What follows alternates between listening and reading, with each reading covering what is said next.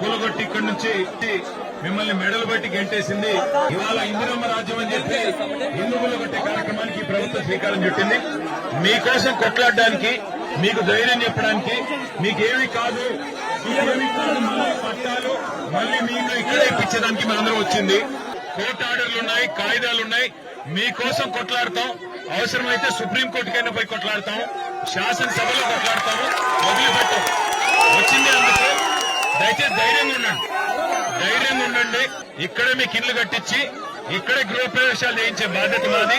అందుకోసమే వచ్చింది. నేను మీ అందరికి చెప్పేది ఏమంటే ఐకమత్యంగా ఉండండి. చెడగొడతారు, మిమ్మల్ని విడదీస్తారు. ఐకమత్యంగా ఉండండి, కలిసి ఉండండి. అంతే నా రిక్వెస్ట్. నేను మళ్ళీ కలెక్టర్ గారిని, చీఫ్ సెక్రటరీ గారిని కూడా కలుస్తాము. మీకు జరిగిన అన్యాయం విషయంలో ఎక్కడి దాకా కొట్లాడతాం. అసెంబ్లీలో కొట్లాడతాం, శాసన మండలిలో కొట్లాడతాం, వదిలిపెట్టాం. సుప్రీంకోర్టు దాకా పోదాం. ఓకే.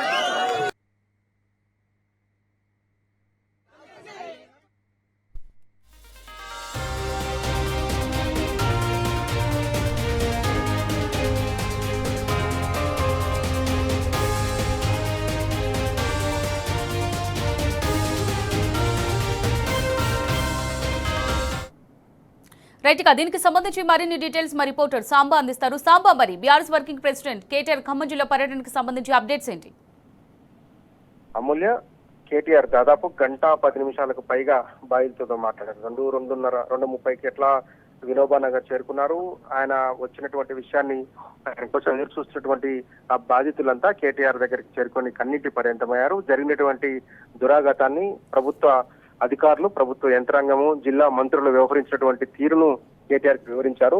వాస్తవాలు ఏంటి, భూదాన్ భూముల యొక్క చరిత్ర ఏంటి, భూదాన్ భూముల యొక్క విస్తీర్ణం ఎంత, అందులో భూదాన్ బోర్డు ఇచ్చినటువంటి పట్టాలు అనేటువంటి విషయాన్ని కేటీఆర్ దృష్టికి తీసుకొచ్చారు. 1895 పట్టాలను ఈ భూదాన్ భూములు ఇచ్చారని, ఆ భూదాన్ భూములు రద్దు చేసిన నాటికి కంటే ముందే తమకు భూదాన్ పట్టాలు ఉన్నాయని బాధితులు కేటీఆర్ దృష్టికి తీసుకొచ్చారు. దాంతో పాటు జిల్లాకు సంబంధించినటువంటి మంత్రులు చేస్తున్నటువంటి అన్యాయాన్ని, జిల్లా కలెక్టర్ వ్యవహరిస్తున్నటువంటి తీరును కూడా కేటీఆర్ కు వివరించేటువంటి ప్రయత్నం చేశారు. వారందరి బాధలు, వాళ్ళు చెప్పుకున్నటువంటి రోదనలన్నీ విన్నటువంటి కేటీఆర్ వాళ్ళకి భరోసా నింపేటువంటి ప్రయత్నం చేశారు.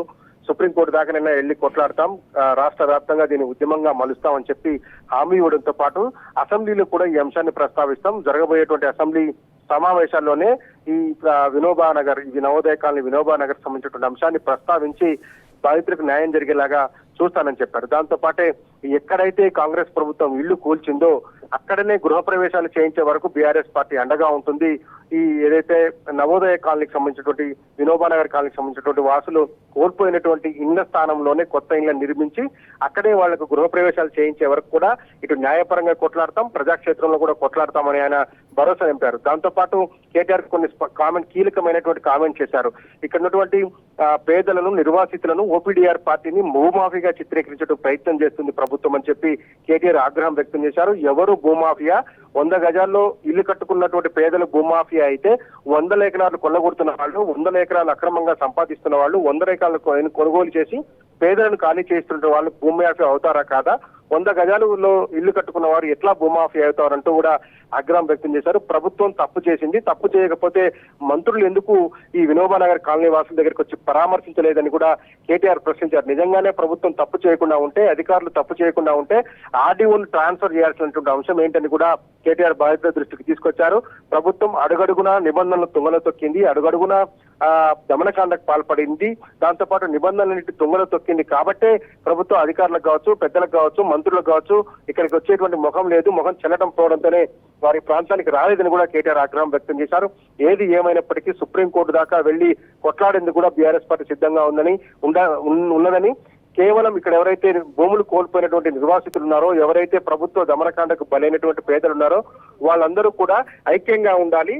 ఐక్యంగా ఉంటేనే ఈ హక్కులు దక్కుతాయి. విడిపోతే మట్టుకు ఎవరికి ఎలాంటి ప్రయోజనం జరగదని, ప్రభుత్వం విడదీసేటువంటి కుట్ర చేస్తుందని, కొంతమందికి ఇందిరమ్మ ఇల్లు ఇచ్చి, కొంతమందికి డబుల్ బెడ్రూమ్ ఇల్లు ఇచ్చి, కేసీఆర్ హయాంలో నిర్మించినటువంటి డబుల్ బెడ్రూమ్ కొన్ని ఇంకా మిగిలిపోయి ఉన్నాయి ఖమ్మం ప్రాంతంలో పంచకుండా, వాటిని పంచి ఈ ఎవరైతే నిర్వాసితులు ఉన్నారో వాళ్ళని చీల్చేటువంటి కుట్ర కాంగ్రెస్ ప్రభుత్వం చేస్తుంది. కాబట్టి అప్రమత్తంగా ఉండాలని కూడా నిర్వాసితులందరికీ కూడా ఆయన ధైర్యం చెప్పేటువంటి ప్రయత్నం చేశారు.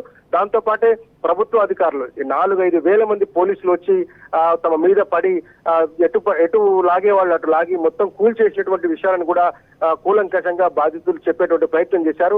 అట్లాగే ఈ భూమి తమకు ఎట్లా సంక్రమించింది, అసలు ఈ భూమిలోకి పేదలంతా ఏ రకంగా వచ్చారు అనే అంశాన్ని కూడా పేదలు కేటీఆర్ దృష్టికి తీసుకొచ్చి అన్ని విషయాలను కూడా వివరంగా చెప్పేటువంటి ప్రయత్నం చేశారు. కేటీఆర్ కూడా వారందరి అభ్యర్థనలను విన్నారు, స్పష్టంగా విన్నారు, జరిగినటువంటి విషయాన్ని తెలుసుకున్నారు.